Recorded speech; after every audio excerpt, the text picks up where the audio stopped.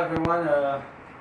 Today's project is a kitchen remodeling. Except the cabinets, we're not touching the cabinets. We took the existing floor tiles off. We're going to replace it with the new ones, and already homeowner picked the nice ones. And also we're going to replace the backsplash also.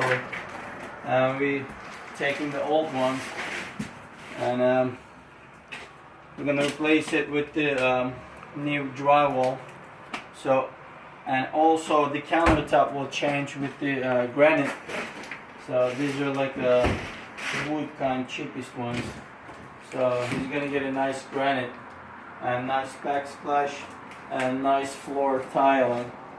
And that's all. It's probably the paint is going to stay as it is. We'll just do touch-ups from bottoms probably.